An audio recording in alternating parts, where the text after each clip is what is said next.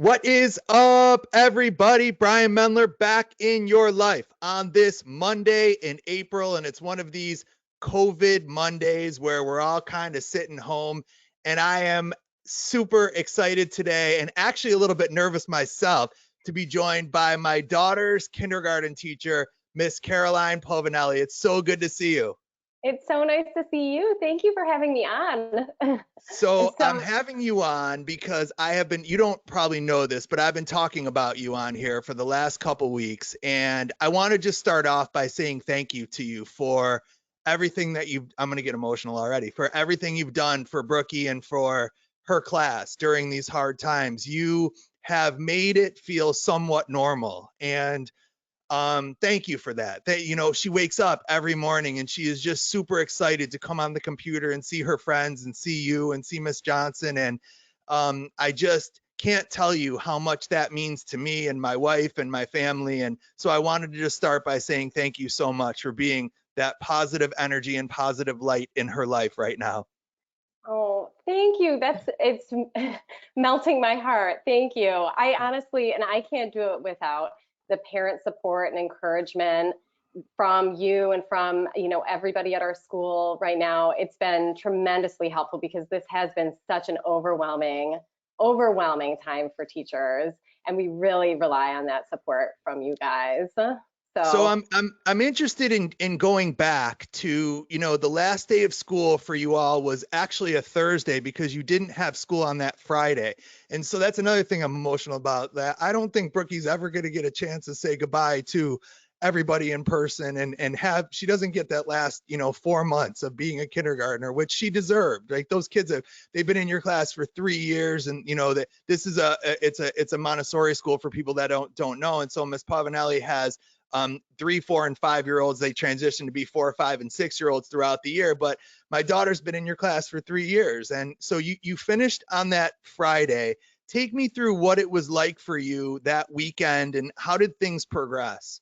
oh my gosh, it was such a whirlwind. And honestly, it's very emotional to think about because we were not prepared that Thursday. We didn't know that was I'm gonna get upset talking about it because we did not realize that was the last time that we would be seeing the children too. So it's upsetting, really upsetting to think about. Because some of the kids we have had, like Brooklyn, we've had for 3 years. So, they deserve this time with us, and it's heartbreaking. But going back, it really truly was just such a quick and sudden thing that happened. Thursday, we didn't know. There were there were some rumors, some talk about it, but we really didn't know. And I remember starting an experiment with the kids that day, because St. Patrick's Day was coming up the next week.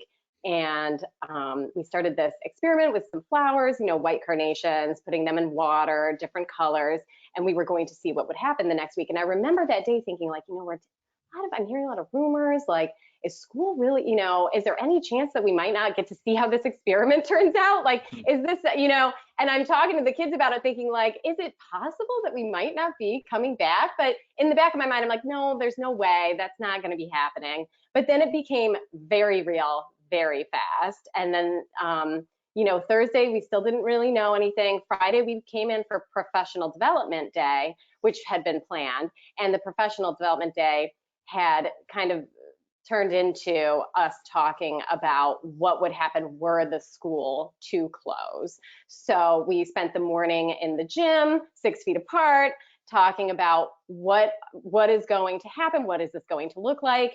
But again, we really didn't know. We were still in the dark. There was no decision to close yet. It was just talk. And I think all of us teachers were like, this isn't really happening. This isn't real. So, I mean, in the back of my mind, there was a little thought, maybe this is possible. But even so, it would be for a couple of weeks, right? It would be for a couple of weeks. We'd come back.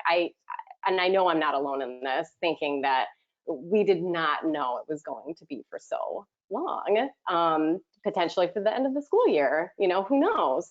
Yeah, so we, after we met in the gym with the teachers and our director, who, explained what options we were looking at if we were going to have to do online teaching, We went back to our classrooms. We started cleaning. I took our class guinea pig home because I just didn't know. Are we going to be allowed to come back in the building? But we also did a deep clean to try to prep because we were thinking maybe we were going to be back on Monday and we want everything to be sanitized. We have no idea. So the decision wasn't made until I think that Friday night. Maybe it was Saturday. I can't remember when the email came out, but it just became very real, very fast. And it was really nerve-wracking and upsetting. So you go through that weekend, you find out, I think it was on that weekend that we all found out. It was on that Saturday. I think there was a case in Greece that was kind of the first one in our area. And then they kind of shut schools down and they've gone 2 weeks at a time. You were up and running on that Tuesday, I believe. So there was no school Monday. Everyone was kind of getting their bearings. And then I think on Tuesday, you were up and running on Cisco WebEx and you had a 15-minute sort of hangout with the kids plan. How did you get to that so fast? Actually the first week we were using WebEx during that week, but just to clarify, I think that we didn't start the live classes until the following week. But it's confusing. I know you have Eli too. You have another child, so maybe his class started right away. But it did take us. His class hasn't started yet. Just so you know. Oh, okay. So his class hasn't even started yet. So right, but you're right though. So there was the first week that you were kind of getting your bearings. What was that week like where you weren't teaching online? So stressful. I don't even want to, it's emotional to relive because honestly, I mean, I'm not technologically savvy. I'm the first to admit that. And trying to figure this out, it was difficult for me. And I can't imagine people of maybe, that are even less capable with computers than I am trying to figure it out. Like I felt very fortunate because I have a fiance who's really good with computers who could help me with things. I mean, I'm talking like basic things like how do I rotate this PDF and then upload it? Like, I mean, a really basic computer things. And if it takes me, 2 hours to figure it out, someone who's good with computers can figure it out in 5 minutes. So it was time consuming. It was stressful because we really didn't know what the outcome of all of this was. It took a lot of planning and it took a lot of time, and that's why it took a week. I know some parents were wondering, oh, when is it going to be starting? But it really did take a full week for us to get up and running, and we had to practice. We were in meetings, we were in faculty meetings all week long, discussing, strategies. What do parents want to see? What do families want? What's best for the kids? What should we be presenting to them that's going to help them during this time? And how much virtual time do families want? Everybody has a different opinion. So we're trying to just take in all of this from everybody and come out with some sort of, final, okay, this is what we're going to be presenting to families. So during that first week, you're not at school, right? You're home. So on top of all that, you're trying to learn all of this virtually. So are you having meetings with people at school to figure this out on the computer? Yeah, so we were meeting virtually through testing out the WebEx each day, multiple meetings, which was honestly so helpful because just getting used to yourself on screen, just basic things like that. I'm a self-conscious person. I really am, and I don't want to be on screen typically. And so just having that practice, I remember the first couple meetings I went to, I had my camera off. I'm like, I don't want to be on screen. And I'm like, no, what am I doing? How am I ever going to get better at this unless I open up? I have to, turn on the mic, turn on the camera, and just delve into it, give it a shot. And so having those meetings really, really helped. And just coming together as a whole, as a group, of faculty, just supporting each other. So we were having meetings with the faculty, but also like I was meeting with my other team of teachers, just kind of getting ideas going too for how we're going to present this online learning to families. So gotcha.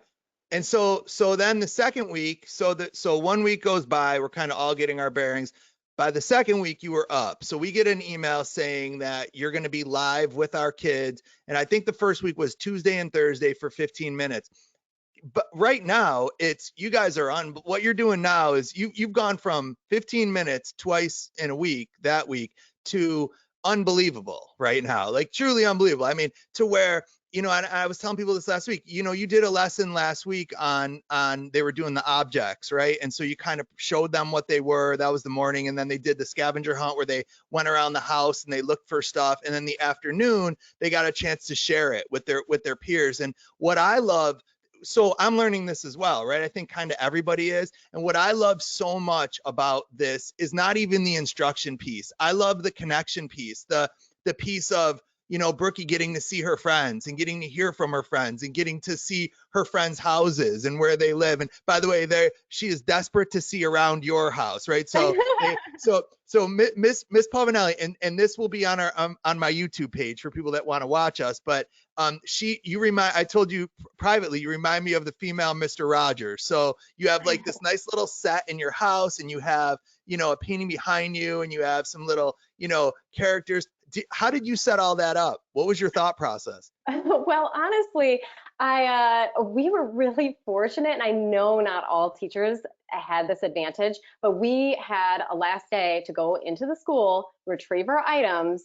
It was that Monday right before St. Patrick's Day. We got an email from our director, and she allowed us one last chance to get into the school. And I think it's because they were doing a deep cleaning. Just for those reasons, we couldn't go back in after that point. And so I just went in and I loaded up my car with all the things from the classroom I could think of that I might want, especially focusing on what are the things that are so recognizable and so familiar to the children. And so I tried to gather up all of those, you know, our little calendar, our easel behind me, our inkity bickety bumblebee, like the little stuffed animals. I'm very much into the stuffed animals. But so all those little familiar items from the classroom that I want kids, you know, when they see me on the live classes, to say, oh, look, it's kind of like, it's not our classroom, it's not. But there's those familiar items that are going to make them feel safe.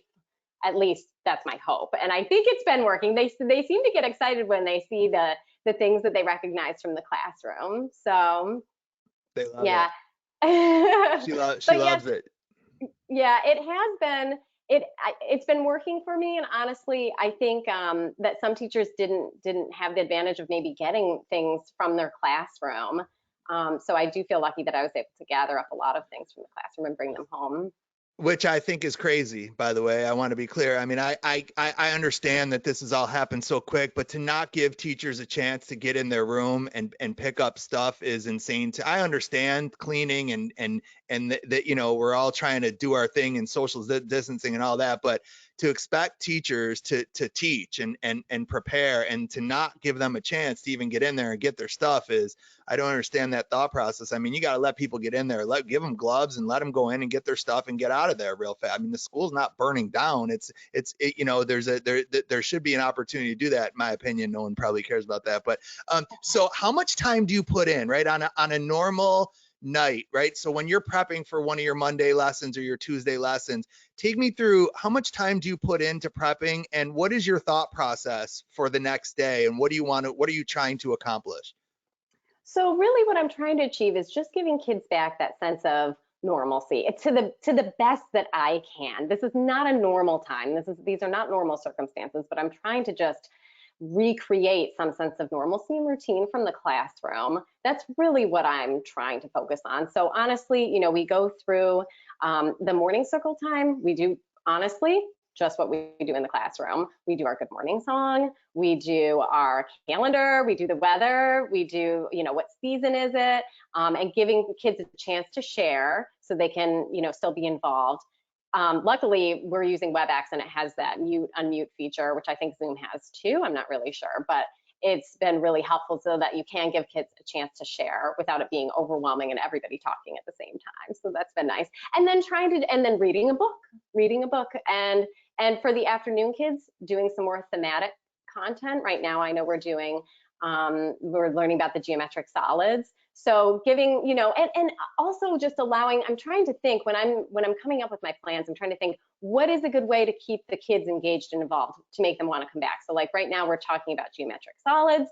Okay, they can go ahead and start looking for things in their house, bring them back. That's going to keep them engaged. You know, hopefully at home they'll be around searching, you know, looking for things that they can bring to the next class meeting. But also just giving them an opportunity to share. So trying to create ways for them to feel involved and included and, let their voice be heard. So, I mean, there's a lot of planning that goes on. And honestly, now it's becoming a little bit easier as time Sure. goes on. The first week was I was definitely experiencing some major stress the first week of not knowing, is what I'm doing enough? Is this what the children and the parents want? Is it what they're looking for? But now I'm feeling much more confident about what we're doing and seeing that it's working, seeing that the kids are liking it. And you're not going to get to every kid, maybe not every kid is going to stay engaged, but I'm trying to make sure that the majority of kids are staying engaged and interested. And I think by keeping it kind of simple, keeping it, routine, but not stale, not Right. boring, but just, and just being a happy presence for them in the midst of this. I want them to come on in the morning on video and see a teacher who's happy and smiling and reassuring and wanting to see them too. I don't think anybody wants to log in and see someone who's obviously going through something, who's grouchy and doesn't want to be there. That's not what this is about. It's about trying to connect with those kids and trying to make them feel safe and loved. So that's what the goal is here. Yeah, so I'm curious, like, how are you doing personally? I mean, because you're right. Like when I come on there in the morning, and it's great for me. I mean, look, this has been a complete uprooting of my life personally. I went from, I was supposed to be in 17 different cities in March, and I did the first 2 weeks, 8 cities, and then literally cut off. And on top of cut off, my income was completely cut off, right? So there are days where I wake up and I'm trying to put on a smiley face around here for my kids, but the stress is eating at me. How are you doing? Because when I come on and I see you, you're right. That's what I see. I see this smiley, happy, bubbly person. How are you doing through all this?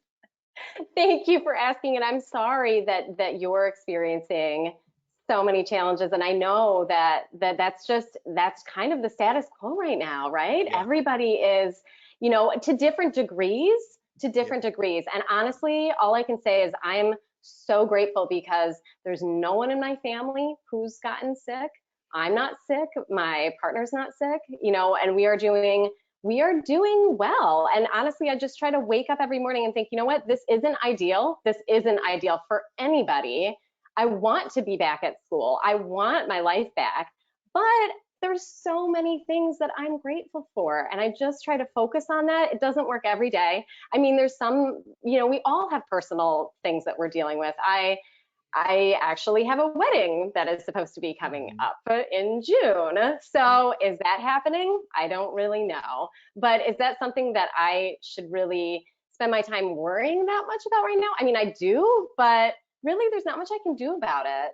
And in the scheme of things, what people are going through right now, it doesn't really seem that significant. I mean, it is, of course, but it's Yeah. also not. It's just a wedding. It's not life or death. No So question. And I feel the same way. Once I kind of get my bearings, I'm like, it's just work. It'll be there when it comes back. And the truth is, I've worked really hard in my life to get to a position where I can enjoy being with home with my kids and spending, yesterday with Eli and Berkey, we did this whole obstacle course in our driveway. And Eli's teacher did a PE challenge. So create your own obstacle course. And it was really cool. And so they did the obstacle course and just embracing these moments and this time that I get to spend with my family has been, and I've really been able to do that over the last, I would say, 3 weeks. The first week was rough because I felt like I had been punched, right? Like hard in the face.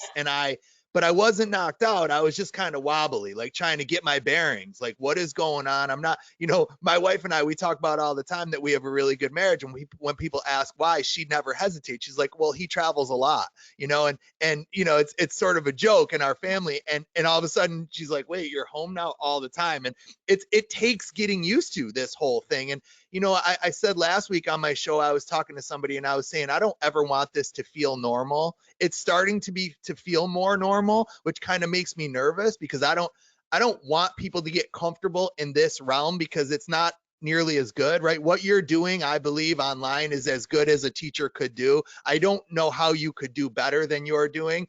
It's still not as good as what you guys are able to do in person, which I'm glad about. I don't want it ever to be better than school, because then it could replace school. And I think school is incredibly valuable for kids. The pieces that kids are missing from this, the little interactions, as you know, that they have with each other when they walk in the morning and when they see each other, and trying to problem solve with each other and figure things out where the teacher's not involved. All of those moments are missing now in our kids' lives. And I think developmentally, that's a strain. Like, that's a strain on kids, you know.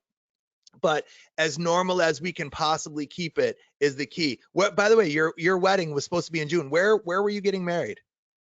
I'm in Naples, New York, Are which they is in the still Fairlight. doing weddings there? Is it still like going, or is that shut? They're kind of like playing it by ear. Yeah. So we are hopeful, but honestly, I've just been kind of expecting it to be postponed. So we did pick out a backup date, but And you do what you got. it'll be what it is, right? And that's kind of what this whole thing is. It's the Serenity Prayer, right? Can I stay focused on the things I can control and not worry about the things that I can't? I've always been curious about this. Did you grow up in your life just wanting to be an elementary school teacher? Because you strike me as the kind of person who, from the time you were probably 2 years old, was just teaching dolls and, like, sitting in front of. Was that you as a kid? Oh, that was me, 100%. My parents would tell you that. I think ever since I was little, that's all I wanted to do. Although oddly, I went to college and I switched gears for a short time, but then came right back to teaching, which my parents were like, "See, we told you, you were going to be a teacher all along." And I'm like, "Yep." So it did. I mean, it's just the path that I knew I was always going to take. But you're absolutely right. Going back to something that you mentioned, I mean, the social emotional development of our kids right now, it's definitely worrisome, and this is going to take a toll on them because they need that interaction in the classroom. And honestly, as much as I can do through virtual teaching, it is not a replacement of what goes on in our classroom. And especially, I don't think we mentioned this, but the school that I teach at is a Montessori school, and it has been a real challenge to try to figure out how to replicate the things we do as Montessori teachers in this online setting. It's been a real struggle because Montessori focuses on the independence and individualized learning. Children are self-motivated, and getting those one-on-one lessons with the children, which we're really not able to do in these circumstances. So luckily, we've been able to use Google Classroom, which is helping a little bit because we can. I think it's actually working. It's working really well because we can upload materials and video Yep. lessons, and that's been a really nice component of it too. I mean, some parents are using it, some parents are not, but I think it's great for the parents who are utilizing it because they can go on and see, some different lessons that we're presenting, and access some materials that we might also use in the classroom. But that whole idea of Montessori's whole idea of following the child and Yep. being there for them when they're ready for a lesson, that's kind of you know that's not something that you can do online. So No it's question. And it almost flies in the face of Montessori, right? I mean, Montessori is almost anti-technology. They're not anti, but you don't, I mean, there's no computers in your room, and there's no, right? So the foundation of what you're doing right now is kind of almost opposite of what it teaches, which is interesting. I never thought of that. it's So, really interesting. And honestly, at the first when we first started talking with our director about how are we going to teach virtually, we were all kind of just stunned, like, how can you recreate Montessori in an online, on an online platform? And we can't. But what we can do are those, circle time, reading a story, singing songs, doing some thematic learning. We can all do those things. We do those things in the classroom. They're not what we do all day long. The majority of the time is spent with children choosing for themselves what they would like to be learning. So and so wants to practice some addition. Somebody else wants a language lesson. And then I, as the teacher, I'm going around seeing, okay, where is this child at? What haven't they mastered yet? What could they use more practice with? So that aspect isn't able to be carried over. But we're doing the best we can. All I can think about is in my house right now. You have no idea about this, but in my house right now, the song that is sung is the native fish of Hawaii. That's the song that like we are humming all day long, right? So it's here, go ahead, do it for me. I always forget the Huma, who, hu. Oh, so the who word the word is huma huma nuka nuka apua. right. But come on, you got to do it. Do Oh it. no, really? Please do it. I Please, don't please. have I okay. So, it goes huma huma nuka nuka apua. Yeah, you It's want me to sing the whole yeah. I song? want you to do The it. It's so native great. fish of Hawaii. I can't really carry a tune. I You try to can not though. be You super can. self-conscious. Oh no, thank you though. You But can. Listen, you definitely can. And I'm curious about this. So do you feel like you've gotten better now that you sort of have to see yourself and watch yourself?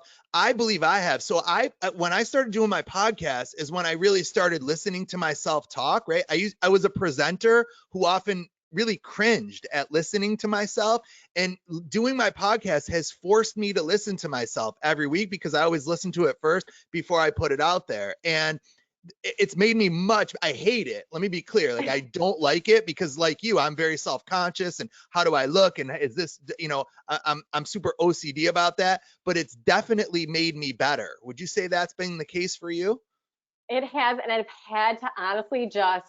had to watch the recordings, and I did not want to. Much like you said, we record the meetings so that children who weren't able to get to the live meeting for whatever reason can then go onto our Google Classroom page and access the recorded meeting. And when we started recording them, I was like, there is no way I am watching this. I do not want to hear my voice. I don't want to see what I look like. I'm not going to watch this. But honestly, it has been so helpful to watch the recordings for many reasons. One, just to get comfortable with like, okay, that's what my voice sounds. That's what my voice sounds like. No big deal. This is what I look like on screen. I mean, I think it's really helpful to watch those recordings. And then the other thing is, honestly, for virtual teaching, like how very basic things like, am I holding the book up high enough? Mhm. Am I putting the calendar up close enough to the screen? Mhm. I'm still trying to figure out how to do that because I know the kids can't read the writing on there. So like just those things, I realize I have to be like dimming my screen when I'm reading a book because sometimes the pages look shiny. So just very simple things like that you wouldn't really think about. I'm realizing when I watch the recordings, oh, you know what? The kids aren't really able to see what's going on here. And, some of those things are beyond my control, like my webcam isn't that good or, but I just try to fix the problems that I can. And yeah, but it really is like when you're virtual teaching, and I'm sure that most teachers are experiencing this right now. I feel like I'm using like 20 parts of my brain at the same time. Like in the classroom, you're just like, okay, I'm teaching, that's what I'm doing, and you're thinking about a lot of things at the same time. You're trying to multitask, right? But teaching virtually is like, oh my gosh, I've got to think about, is my screen dimmed? Am I looking at all the kids, like who's engaged, who's not, I don't know. There's so much because there's the technology component too, and also the teaching. So there's a lot going on. I'm trying to make sure my Yeah. cats don't come in to the room when I'm teaching. And what So about the fact that parents are watching you, right? So to me this has been an interesting dynamic now, right? Everything's on the table now, right? It used to be you sent your kid to school, and the truth is, as a parent, you didn't really know what your kid's teacher did. I mean, they came home and you're kind of like, oh, they learned, or they're getting smarter, or they enjoy school, or but you didn't know. Now it's all out there. And look, I got nothing else to do. So I'm sitting there with Brookie watching these lessons. Is it nerve-wracking knowing that right behind the child is often the parent? Do you even think about that? oh, do I even think about it? Yes, I do think about it. Truth be told, it is a little nerve wracking, but honestly, it was for maybe the first week or two. And now I'm just kind of like, I mean, they're going to see what they're going to see. There's nothing to hide here. We're Sure. singing, we're reading books, and the only thing that I think about is, there could be some parents out there who are like, oh, we want more, academics. We want more of a challenge for our kids. And that, what I would say to those parents, I haven't had any parents that have said that, but if that were to come up, and I'm sure other teachers have encountered this, is to say, well, at least in our situation, we're using Google Classroom for a lot of our academic content. Honestly, it's so difficult because we have Montessori is multi-age classrooms, right? So I'm a primary teacher. We have children from 3 years old to 6 year olds in the same classroom. Yeah. So how are you going to do individualized learning? Like, I'm not going to teach a subtraction problem. I know, your daughter would be working on some subtraction and multiplication, but the Right. younger students are not going to be. So I'm not going to be teaching No. that. I'm going to keep it simple, Yep. singing songs, reading books, doing things that they can all enjoy and connect to. So the academic piece is, it's missing in the live format, but that's what our Google Classroom is for. So, but yes, it was a little nerve-wracking at first having parents watching. But honestly, parents come into the classroom Yeah. often. I mean, they kind of see what's going on. There's nothing to hide. And yeah, but I did at first. I was like, oh, it's like parent visit day every day now, like with all the parents watching. But it's okay. I've definitely gotten used to it, and it seems to be that parents are enjoying watching it too. Most of them are singing along with us, We so are. great. We are. It's certainly, listen, we love it. We love it. There's a couple things that I love really about what you do. And number one is I love the structure, right? So I love the fact that we wake up, we know what time you're at, we can kind of do our morning routine before that and just sort of get ready. I had her convinced for a little while that she needed to brush her teeth because she was going to have bad breath. And now she's gotten figured out. She's like, Dad, they can't smell my breath on the computer. And I'm like, oh, okay, right. They can't. But, so I was able to kind of get things going. And then, what I love the connection piece that you are doing, to our lives. The other day there was, I don't know if you sent it or somebody sent it from your school, a scavenger hunt for the kids to do. Um, and it was all these items that they had to find. And so we went on a bike ride on the canal, but the focus wasn't, they didn't really want to go on a bike ride. We were kind of like, I don't want to go on a bike ride. And I was like, well, we get to do the scavenger hunt. And that kind of got them excited. And so for me, it was sort of taking a piece of school and helping get through part of the day in sort of a really fun, meaningful way. And we got out there and there was some really easy things to find and some really hard things to find and so, the hard things we didn't find. We actually found there was a robin was one of them. We found it, which was really cool. And, but we didn't find it right away. So I'm like, we got to ride further. Right. And again, the thought in my head was, cool, they're getting their exercise. They're building their strength. But really in their mind, it was, they were going out. And so I love that connection when I feel like you're thinking about when I'm done with the kids for the day, what can I also give the parent that gets them active, gets them moving, but also gets them engaged? And that's what Montessori is, right? The thought process behind Montessori is, we don't sit in a seat and teach math out of a workbook, right? We look at, oh, cool, we're making pancakes. How do you measure how much batter goes in the bowl, right? That's sort of the mindset.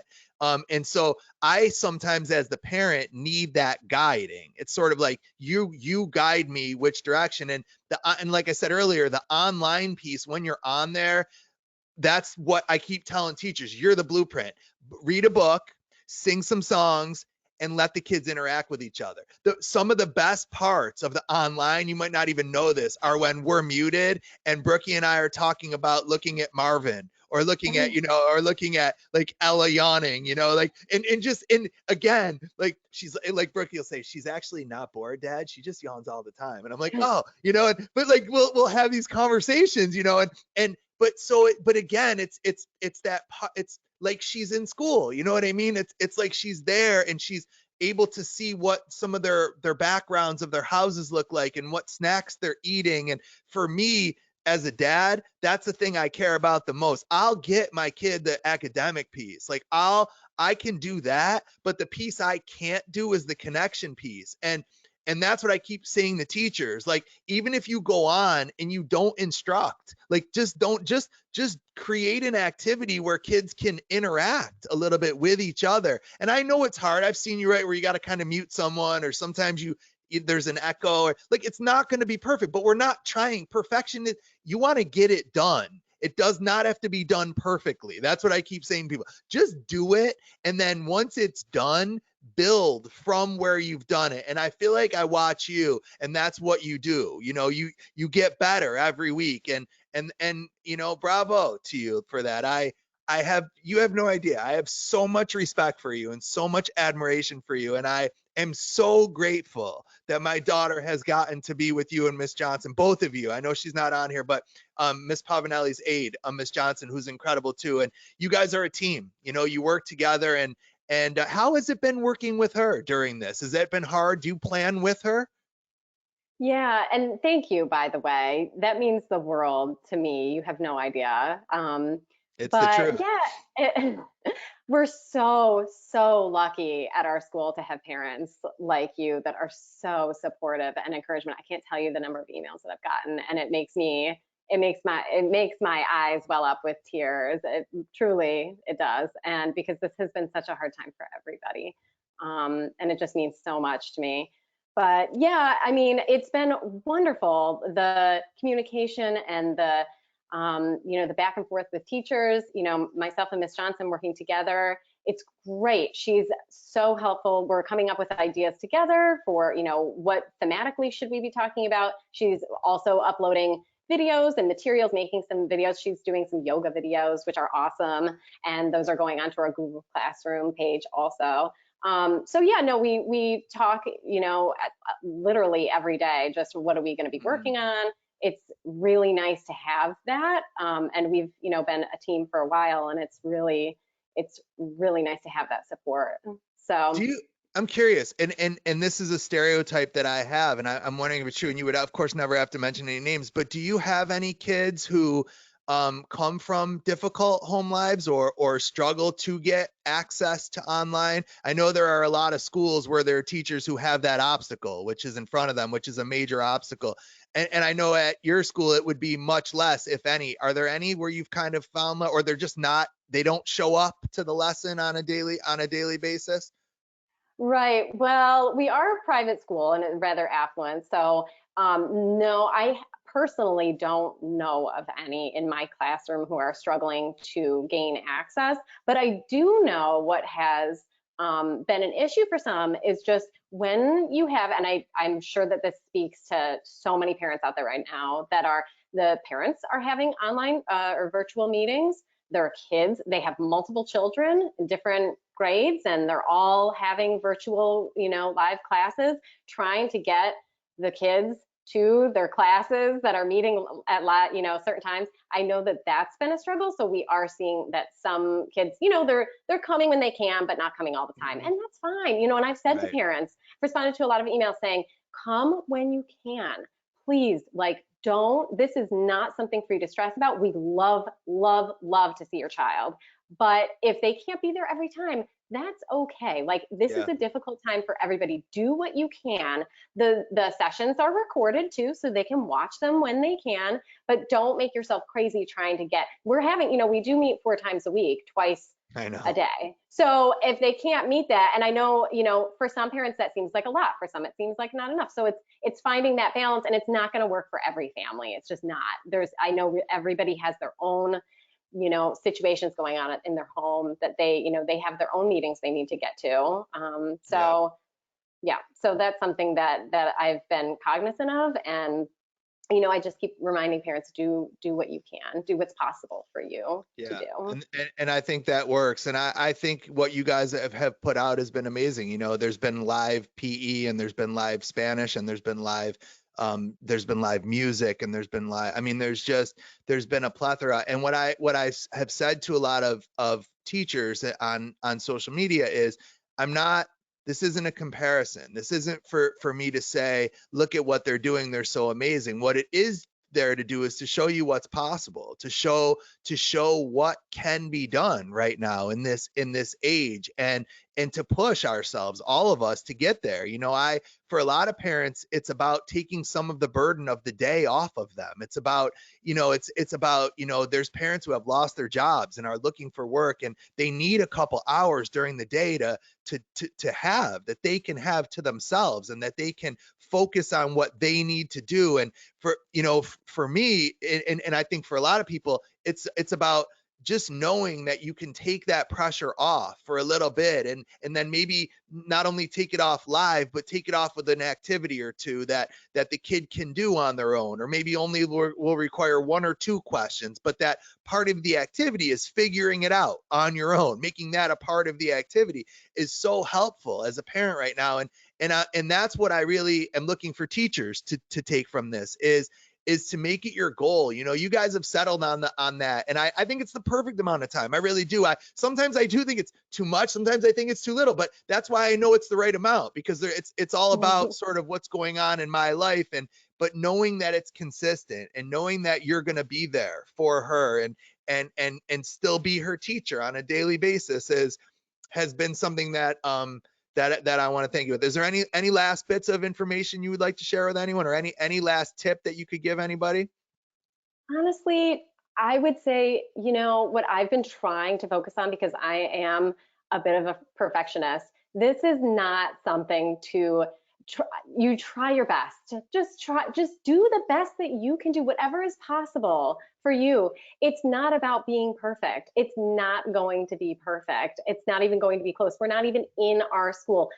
This was never something that we knew was going to happen, that we would be prepared for, but it's something that we just keep trying the best that you possibly can, and just be there for the kids that are attending. And you might not get all of the kids to show up, and that's okay. You want to be there for them, so that when they are there, you're there, and you're smiling, and you're happy to see them. And that's the best that you can do as a teacher. Well, I'm lucky that and by the way, I talked a lot about you being the best part of Brookie's day. You're also one of the major highlights of Eli's day. Eli loves the kindergarten lessons. He loves singing again. That's what's great about book, song, sort of having that routine. It's whether it's a second grader or it's a 4-year-old, they like books, and they like stories, and like being read to, and they like to sing songs. And so it's also been a huge benefit to have him be a part of this. And so thank you again for that as well. So appreciate you so much. Thank you. And honestly, it is the best part of my day when I get to see those kids. It is heartbreaking not getting to see them in person at school, but it is the best part of my day getting to see them. And I just try to focus on that. Like, this is how I get to see my kids now. And it's not perfect, but I want to see them, and I want to interact with them, and this is how we can do it. So, and I have also told Brookie that, when this is all over, whenever it's all over, she will get to have a kindergarten graduation. And I hope you guys plan that for whenever well, I don't care if we do it in October of next year. There has to be some kind of closure from your class, because for me, it's been that special to have her with you. So thank you for doing this. I appreciate it. thank you so much. This was wonderful. Thank you so much.